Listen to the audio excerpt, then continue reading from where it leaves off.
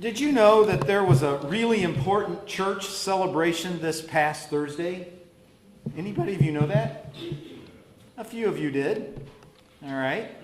But not many of you. It's not a feast day that we think about a whole lot or talk about much anymore in the church. I mean, come on, who wants to come to church on a Thursday?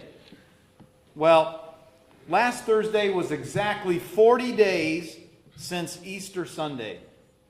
And as our lesson from Acts told us here this morning, you may have realized that as the reading took place, that was the day that Jesus took his disciples out to the Mount of Olives so they could watch him ascend into the heavenly realm.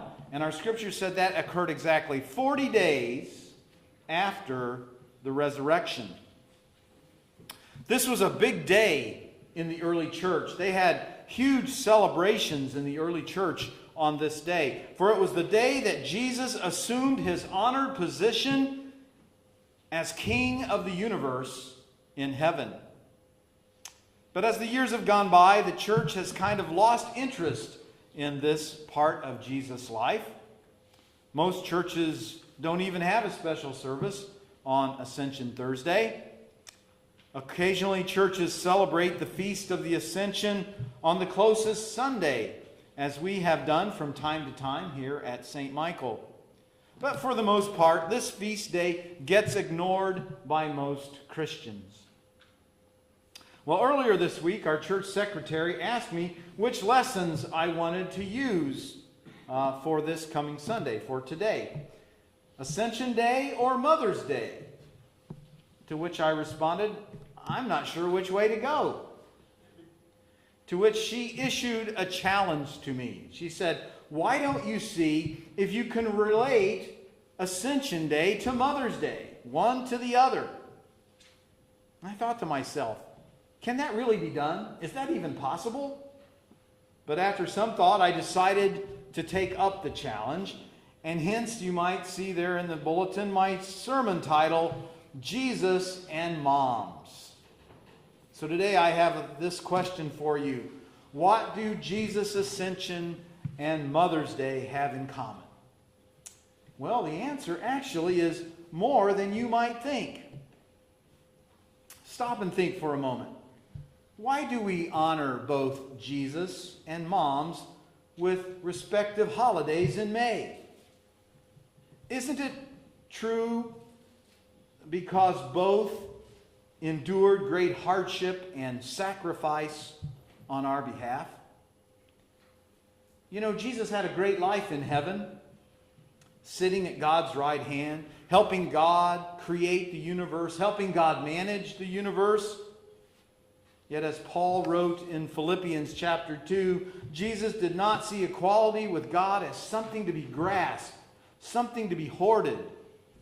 But instead, he humbled himself, the scripture tells us, and accepted the call to come to earth and become a human being, to limit himself to being a creature. Here the created one, or the creating one, became the created one. That in itself was a huge sacrifice. And if that wasn't enough, he had to endure derision and abuse at human hands, culminating with the persecution and crucifixion. Think about how our moms have sacrificed for us, especially when we were young, sacrificing time and tears and energy and sleep and money and prayers. And as they become adults, many of those things still are ongoing from our mothers on our behalf. Of course, our mothers had to endure their fair share of temper tantrums and threats of their children running away from home and bushels full of mean words. And yet they did so gladly with a smile. So we honor them today, Jesus and our moms, because of their willingness to put us before themselves, to put our needs ahead of their needs. It is really quite amazing that God would become flesh and pursue a relationship with us, his human creation. I know of no other religion that portrays God as being so intimately concerned with the well-being of his human subjects. In most other religions, the believer is tasked with appeasing an angry and aloof God. Christianity, in contrast, portrays God as gracious and merciful, slow to anger, and abounding in steadfast love. The Scriptures tell us that God so loved the world that he gave his only Son. You see, we don't pursue God. God pursues us. The Apostle John writes in his gospel that Jesus said, we didn't choose him, he chose us, and no one can snatch us out of his hand. That's the depth of the love that God has for us, his human children. Mothers, too, in general, are patient and kind, merciful and gracious, slow to anger and abounding in steadfast love. Well, not always the slow to anger. Mothers go the extra mile or 2 or 3 or 5 or 10, don't they, in order to help their children. I love the little story we read in our gospel lesson here from John this morning. Jesus is hanging on the cross, and he looks down from that cross, and there he sees his mother. There she was for him to the end, grieving as only a mother can.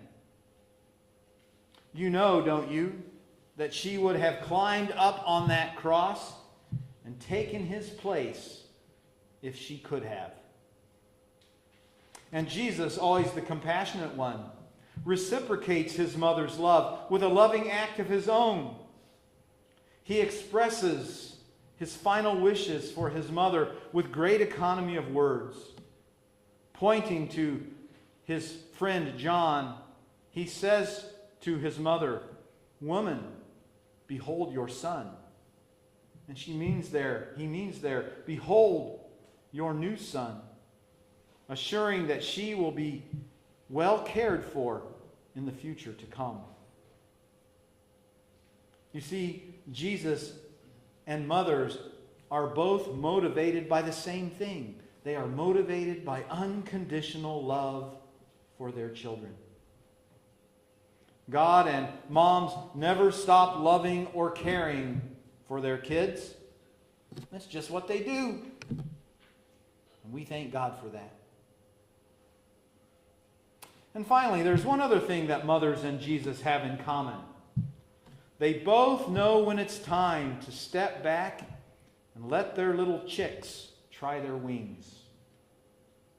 Examples of mother's courage abound when she let go of our hands as we tried our first steps, when she took the training wheels off the bike, when she kissed us goodbye as we stepped up onto the school bus for the first time, when she ran out as we got in the car to head off to college with that big bag of food that would remind us of home and how much home loved us the next week or so as we began our new life at college. And think about the story of Jesus' ascension again. Is it not a divine letting go of humanity by God? Think about it. If Jesus had stayed on earth, would we have gone out and become disciples, the kind of disciples that he intended us to be? No, I think Jesus leaving was a necessary step, a necessary motivator, which took us to the next level of discipleship responsibility. Now that Jesus is gone to heaven to sit at God's right hand, we who are left must become the church. We must become Jesus' hands and feet and mind and heart and ears and eyes and mouth, here on the earth. We are God's only contingency for getting the good news out to the world. Well, why didn't he stay, you ask, and simply show himself to the world if he wanted the world to believe in him? Wouldn't that have been easier than leaving this whole task up to us? Lutheran theologian Paul Meyer said this about that. I quote, "Had mortal authors conjured up this story, they could hardly have resisted a scenario in which the risen Christ paid a visit to Pilate and to Caiaphas and the Sanhedrin and the whole Jerusalem mob, finally compelling them to believe what they formerly had not, that he was indeed the Son of God, risen from the grave." But Jesus made no such appearances to his enemies after that first Easter, which was entirely in accord with divine policy. God never rewards disbelief. He only rewards faith. And so his leaving was absolutely necessary if faith was to spread and grow and abound in the world. So today, we thank moms and Jesus for letting go so that we could become the people they always intended us to be. I want to close this morning with a story.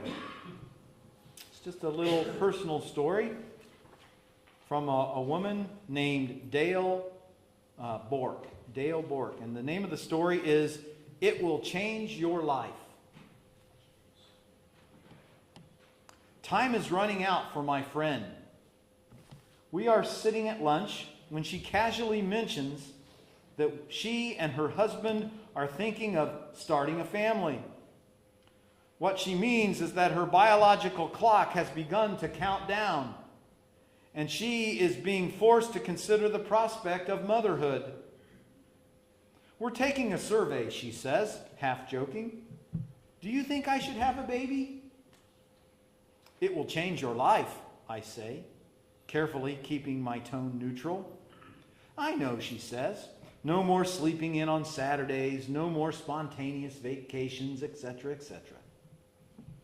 But that is not what I mean at all. I look at my friend, trying to decide what to tell her. I want her to know what she will never learn in childbirth classes. I want to tell her that the physical wounds of childbearing heal, that becoming a mother will leave her with an emotional wound so raw that she will be forever vulnerable. I consider warning her that she will never read a newspaper again without asking, what if that had been my child? That every plane crash, every fire will haunt her. That when she sees pictures of starving children, she will wonder if anything could be worse than watching your child die. I look at her carefully. I look at her manicured nails and stylish suit. And I think that no matter how sophisticated she is, becoming a mother will reduce her to the primitive level of a bear protecting her cub. That an urgent call of mom will cause her to drop a souffle or her best crystal without a moment's hesitation.